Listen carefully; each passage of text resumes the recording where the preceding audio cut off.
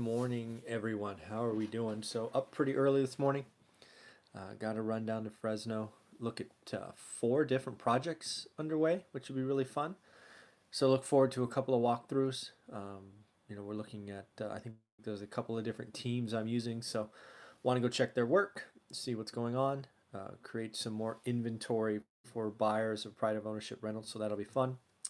In addition, meeting with Adam and Stratton because we are going to be putting together the agenda and material for that free event in Fresno on November 9th, where we're going to be helping wholesalers, flippers, buy and hold.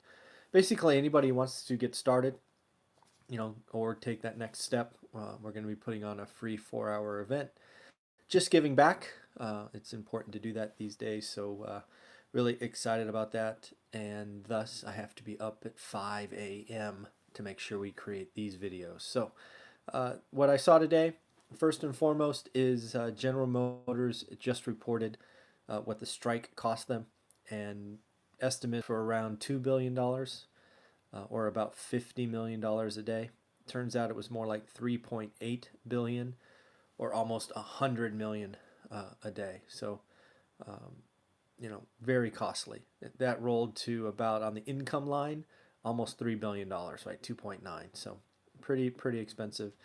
More importantly, we're getting our first taste of what happened to the suppliers, right? I've often said this is, GM is on strike, but there's going to be implications.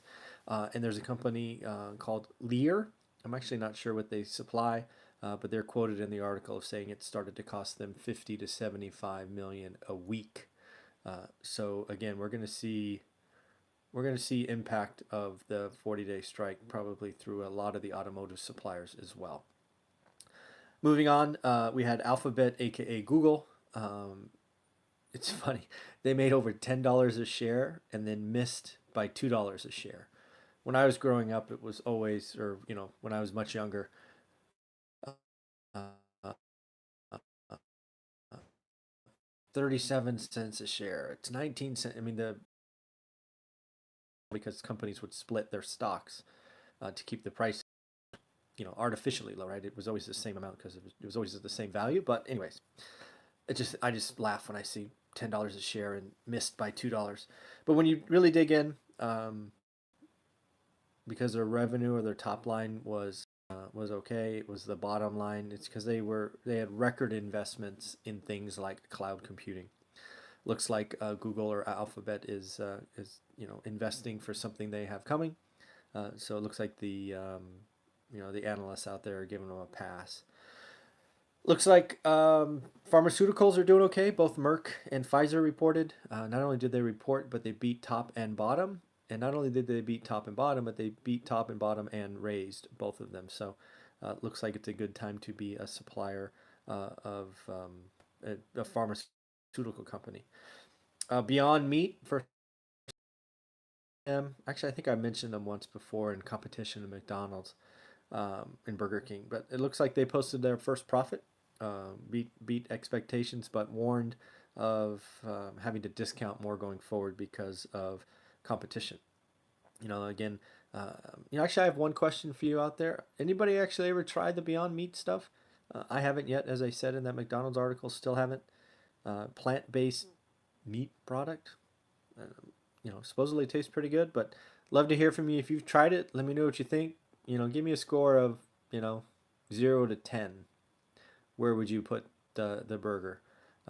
Just curious if I should try it. So let me know. And then there's Fitbit. Looks like it spiked 30%. This again, just like Tiffany's yesterday, there are going to be companies using this low cost of debt to make acquisitions and add to their plethora of technology and whatnot. This one spiked, Fitbit spiked 30% because it looked like Google might be going after them. Not been confirmed or anything of that nature. But again, it's just, and I'm not even sure Google will use debt. They could use stock and cash, frankly. So we shall see. And then lastly, Bernie Sanders had an interview yesterday, and one of his quotes was, "Let's not make people overly nervous about socialism." First off, as a capitalist, that phrase sends shudders down my back. So I looked up socialism just to make sure my my memory of economics and history was still accurate. That socialism was bad. Um, so first and foremost, a couple things I took from the definition. I think it was Wikipedia. Production and distribution are owned by the collective. Basically, everybody gets what they need, right? And it's not like capitalism where if you invest and save and move forward, you can receive outsized returns. And then the one that really gets me is there's no privately owned property. That one bugs me. And if you're watching this channel, you're interested in real estate investing, you're living below your means, you're sacrificing, you're making tough decisions. Um, you know, you should be rewarded, in my opinion, because it's hard, right? Having a better financial future is hard. And, some people figure it out and they make the investments early and all of that. And, some get comfortable living the 40-40 life where they work 40 hours for 40 years and they just, keep earning and spending, earning and spending. Some people choose to earn, save, and invest. Others earn to spend. So,